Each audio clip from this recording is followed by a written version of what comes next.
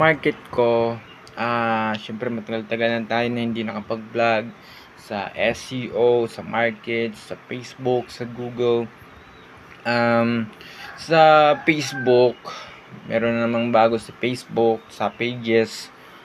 Kailangan lang talaga natin i-market ng i-market non-stop. Pero, siyempre ganito kasi yan. Overuse, kailangan mo lang talaga siyang i-maniobra ng maayos dahil si Facebook kasi gusto niya advertising syempre. Gusto niyang kumita syempre, yun, gusto niyang kumita, but para sa akin sa advertising, doon pa rin tayo sa ika-crack natin paano yung market. Syempre hindi tayo pwedeng aasa sa mga financial, kaya nga gusto natin magnegosyo para kikita, gusto nating magkaroon ng monthly income. Pero kung hindi magagawa yun, syempre walang mangyayari, di ba? So malakas pa rin ang marketing ng online backlinks kasi ganito kasi yan. Kung ang kitaan natin per product is 1,000 apps, hindi siya yung 100,000 to 200,000 sa sa MOQ niya, hindi ka talaga kikita ng malaki. So kapag ganun ang value ng product, kailangan manual market lang talaga, at design, at creativity, at logic. So yun yung pinaka manggigibabaw sa market, lalo na sa Facebook. Syempre, nandyan yung international backlinks, local backlinks, design, keywords, alternate sa mga businesses na engagement. But pag hindi magawa yon, invest lang na invest for marketing, for advertising, I think maubusan kayo ng ROI. Meron siyang kikitain pero maliit ang ROI. Meron namang ano mo yung views. Yun lang ang tanong natin. Ano mo yung views, hindi ka monetize. Sa Facebook kasi ngayon, kailangan magiging famous ka sa mga pagdating sa video bago ka magkikita. Kailangan makiki-engage ka sa mga vlogger para mag-invest ka talaga ng oras at panahon para lang sa pagiging sikat at magkaroon ka ng magandang advertising sa local organic. Pag sinabing local organic, pagiging vlogger at may magipag-collab sa mga vloggers, may possible nakikita ka. Pero pag sa business, kailangan talaga dyan is yung creative, design, logic, at yung mga engagements para sa mga kumpanya. Mag-join ka kung ano yung platform ng isang kumpanya, paano mo sila makukuha.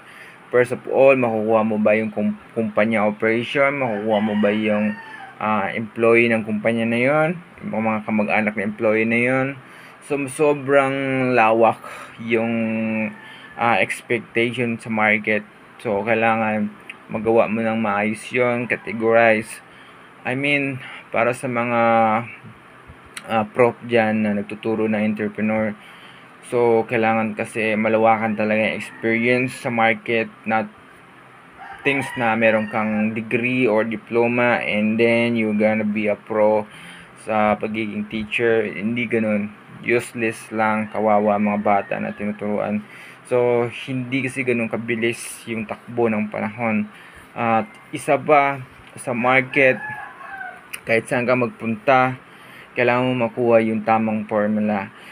Hindi ko naman talaga sasabihin itong mga formula na to kasi syempre pinaghirapan ko to kumbaga from the bottom talaga na pag-aaral at pagsaliksik sa mga idea na ganito about business.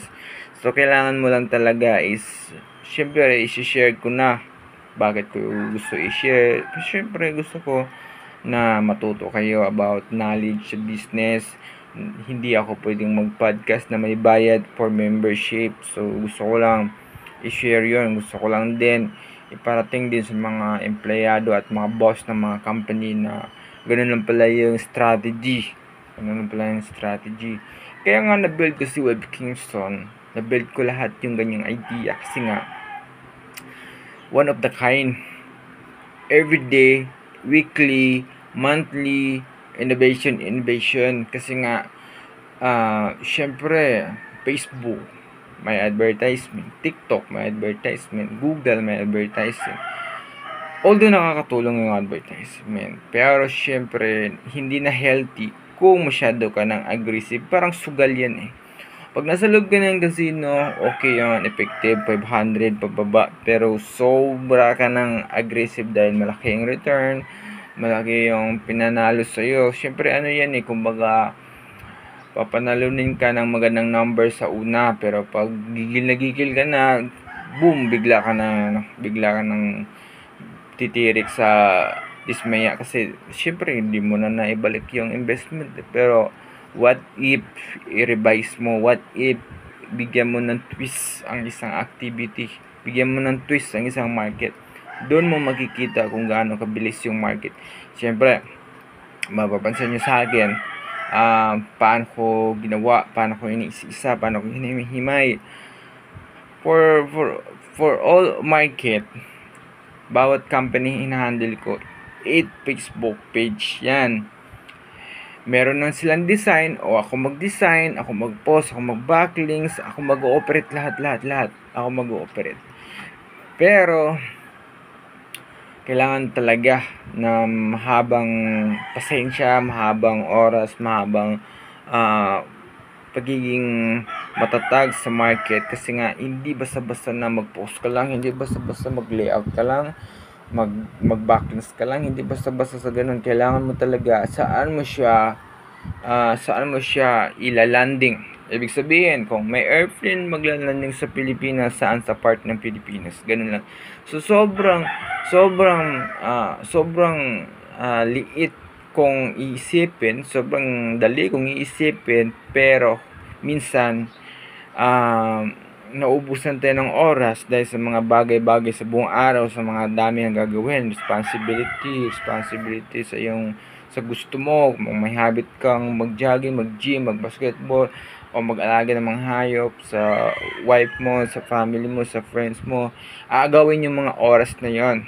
Syempre yung business kasi at work, kailangan sinasabi nila na magiging productive ka at magiging good objective ka dun sa isang bagay para magiging top goal employee ka o top businessman ka in a year or month. So kailangan mo lang talaga is makuha yung ganang tamang calculation. Syempre mahirap mahirap i-estimate yung ganong work, or gusto mo lang din is monthly may papasok na pera sa bangko mo, sa GCash mo, or sa cash. Hindi basta-basta yun okay ka na doon, okay ka na sa ganong sistema. Hindi sa ganun din. Kumbaga, napaka-sad na isipin na may papasok, ang gagawin mo lang is hindi ka na magsisikap, hindi ka na mag-innovate, hindi ka na magbigay ng idea sa sarili mo na kung ano yung next goal mo. For example, kumuha ako ng motor, malapit na siyang ma-fully-paid. Kumuha na naman ako ng bago. Iba-iba yung takbo ng makina, iba-iba yung tunog ng makina, iba-iba yung presyo, iba-iba yung oras at araw bago matapos yun, bago magdugtong yun. Pero meron siyang result, meron siyang nakikita. Ganun din sa market.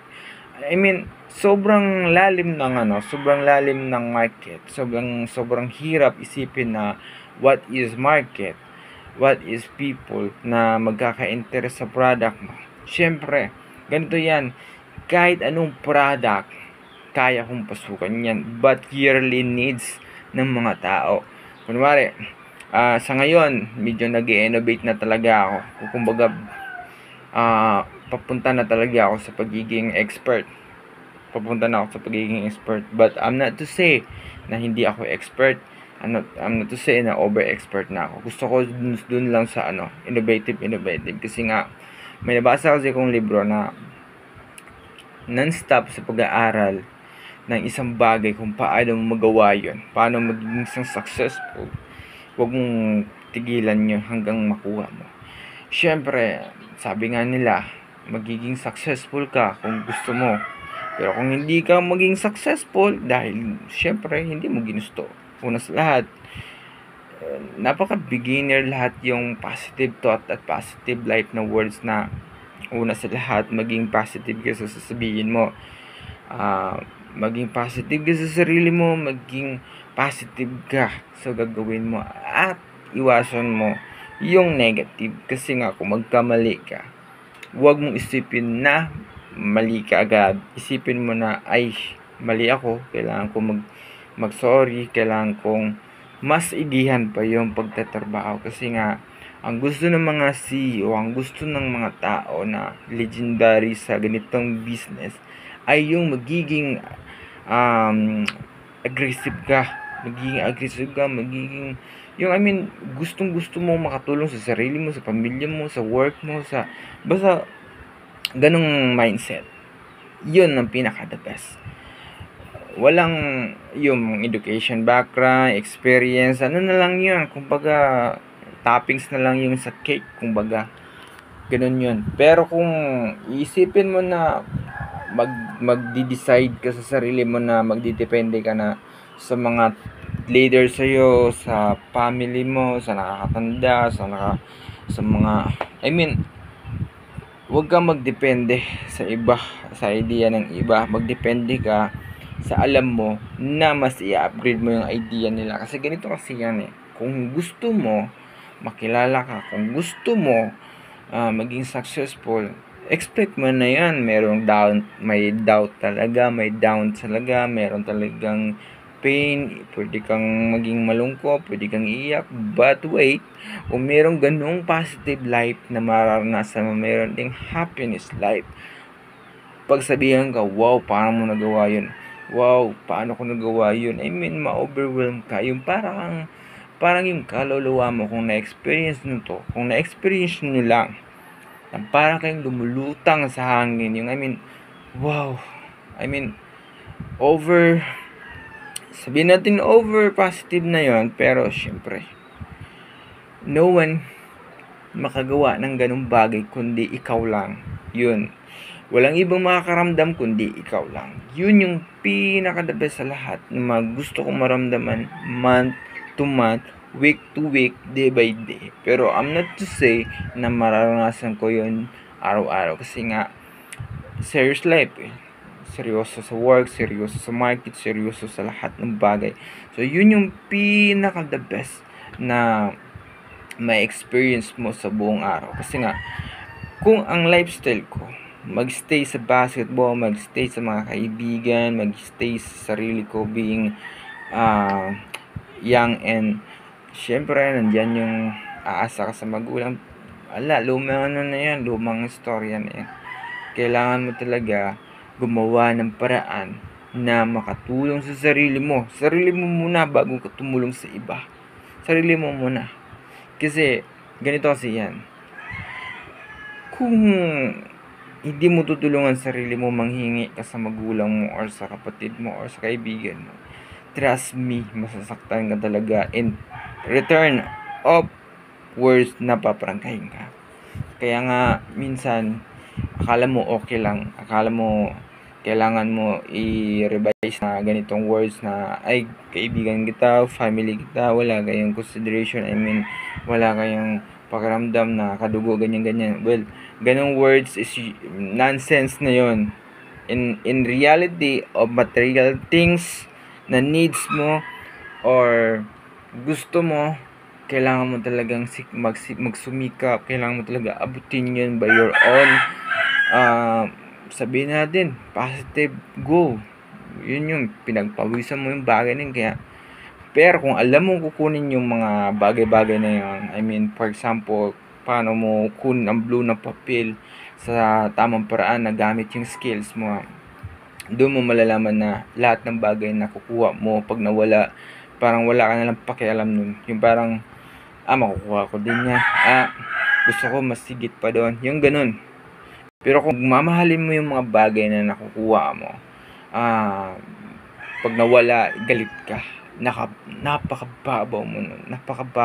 Para kang tipong tao na hindi mo na kayang kunin ulit, hindi mo na kayang magawa ulit dahil I mean, once in a lifetime lang yun para sa sarili mong mindset. Mali talaga yan kasi nga, hindi ka makamove forward at isa pa, sobrang sobrang sad talaga na sasabihin na kahit ikaw mismo na mapapaisip ka na ay parang may mali, something ganun. So yun yung wag nyong gawin yung ganong bagay kasi nga hindi talaga kayo mag-grow, hindi kayo achieve ng mga bagay na maliban na lang kung yun lang, hanggang doon lang talagang gusto mong gawin, wala tayong magagawa, ganun talaga.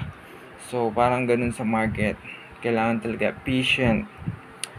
Sabi nga ng isang architect, ano yung objective mo, ano yung goal mo sa buhay, ano yung gusto mong gawin. Pero minsan ang objective talaga o objective sa buhay is yung i-revise yung reality. Kasi yung sinabi na ano yung objective mo, chill, sa project na ito, I mean, para sa akin, pwede mong sabihin yung objective na yon, but in reality, wala ka rin objective. Pwede kang magsabi ng anong objective. Minsan kasi, kapag ganun na bagay, i-explain mo ba kung ano yung objective, kailangan i-apply mo rin sa sarili mo bago mo rin isabi sa iba.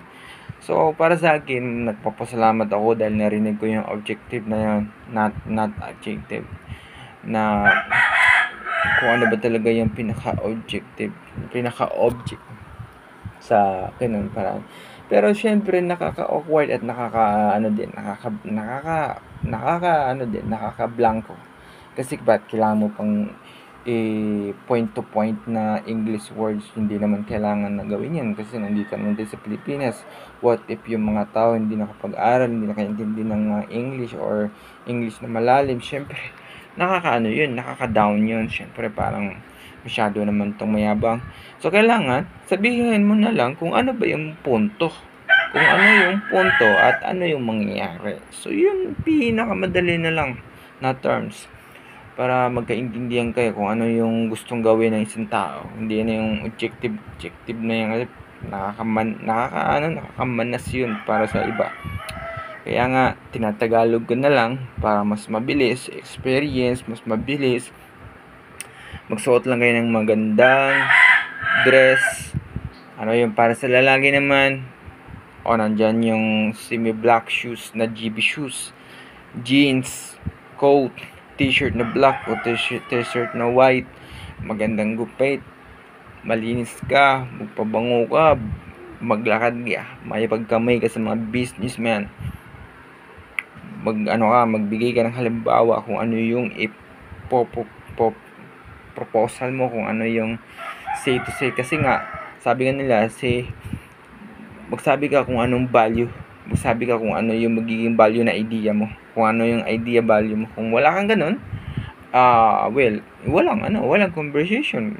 Nagkakalaga ka lang ng 500 kasi nga dinner nyo hindi naman ganun kamahal, beer hindi naman ganun kamahal. So kailangan meron kang budget mind.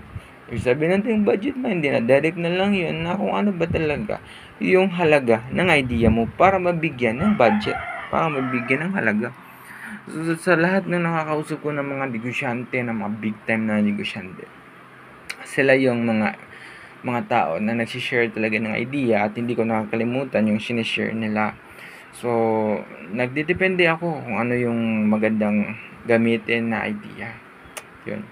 So, see you sa susunod natin podcast kasi kailangan natin na dahan-dahanin lang natin ang buhay sa market at business.